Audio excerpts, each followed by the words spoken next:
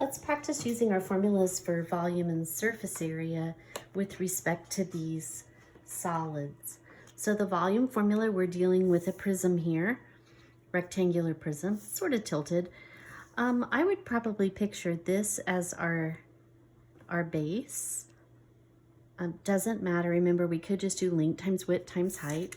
We're using the formula big B times H. So if this is my base, it's 14 by this dimension 6 can be applied down here.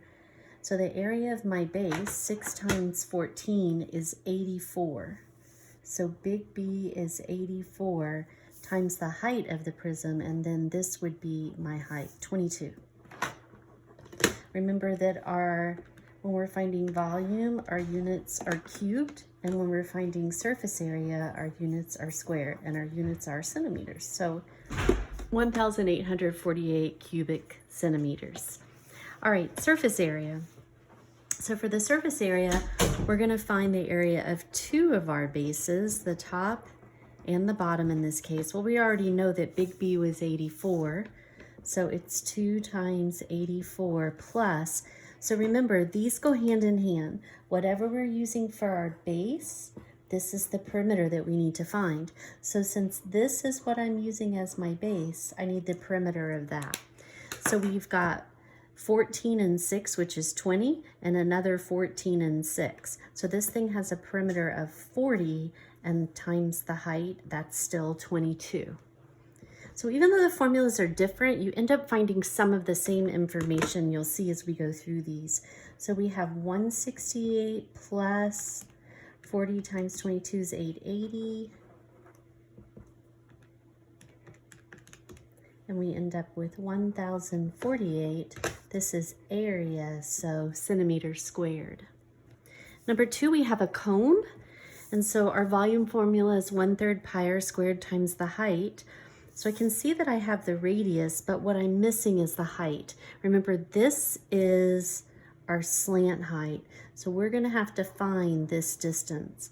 But the height comes down and it's perpendicular to our base. And so it's one of our legs of this right triangle. So let's calculate this off to the side. We have 7.2 squared plus h squared equals 17 squared.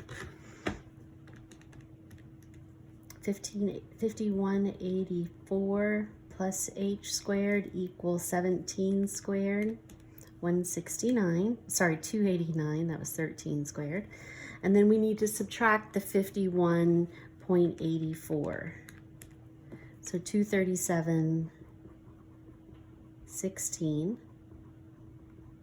And then we're going to take the square roots of both sides. So taking the square root of that last answer that I had, 15.4. So that's nice that we have a number that we don't have to round. All right, so our height's 15.4, our radius is 7.2. We're just going to come over here. So it's 1/3 of pi times our radius, so 7.2 squared, times our height of 15.4 squared. So this is what I'm going to type in. 3's in the denominator. So I'm going to square this, multiply times 15.4, and divide by 3. 7.2 squared times the 15.4 divided by 3. We get 266 and 112 thousandths pi. Let's just leave it in terms of pi. And our meters are cubed. And of course, if you typed in pi, I use the pi button as opposed to 3.14, your answer should be roughly that. All right, surface area, we have everything we need, so we're just plugging and chugging. It's pi times our radius of 7.2 squared plus pi times the 7.2 times our slant height of 17. 7.2 squared is the 51 and 84/100ths pi plus 7.2 times 17 is 122 and 4/10ths pi.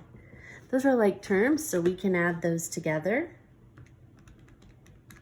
And we end up with 174.24 pi square meters. And again, if you multiplied times pi, about 547 and 39/100ths.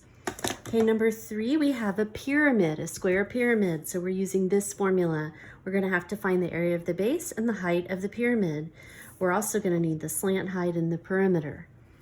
So if you come over here, we this time have been given big H, the perpendicular distance. So we're going to need to find the slant height, but let me just go ahead and I'll do the volume first. So big B is going to be the area of, and it's just sitting on the square base down there. 20 times 20 is 400. That's big B. So we've got the volume is equal to 1/3 times 400 times our height, which is 10.5. And again, I could use the fraction button. It doesn't matter. I'm going to do 400 times the 10.5 and divide all that by 3. Multiplying by 1/3 is the same as dividing by 3. And we have cubic inches for volume. And then for our surface area, P, remember, P is the perimeter of that base. So adding up the 420s, the perimeter is equal to 80. Now we've got to find the slant height, and you have to look at this 3-dimensionally. We're going to be trying to find this distance down the face of this triangle, but if I come like this, can you see the 3-dimensional right triangle that I formed, where the height of that triangle is 10.5, and this other leg, the base that it's sitting on, is half of this total distance across the square. That's going to be 10. So the slant height is the hypotenuse of this triangle. So we have 10 squared plus the 10.5 squared, and that equals our hypotenuse squared. 100 plus 110 and 25 hundredths equals L squared. So we have 210 and 25 hundredths. Take the square roots of both sides. Taking the square root of that, I get 14.5 for the slant height. All right, I have everything I need now. So come back over here. Remember, big B was 400, 20 times 20, plus 1/2 our perimeter. Perimeter's 80, and times the slant height, which is 14.5. Okay, so again, I'll type this in just like I see it. So we have 400 plus 1/2 times 80 times 14.5. We get 980. 980 square inches because it's area. I'm going to finish up on this page and then stop it because it's going to be a really long video otherwise. All right, we have a cylinder. Volume formula, surface area formula. All we need is the radius and the height, and we've got them both. So we really are just plugging in some numbers and checking. Now be careful, we've been given the diameter, so the radius, of course, is half of that. So our radius is 4 and our height is 19. I'm checking the units are both yards. I should have been doing that all along, but they do match. So it's just 16 times 19, which is 304. So 304 pi cubic yards for volume.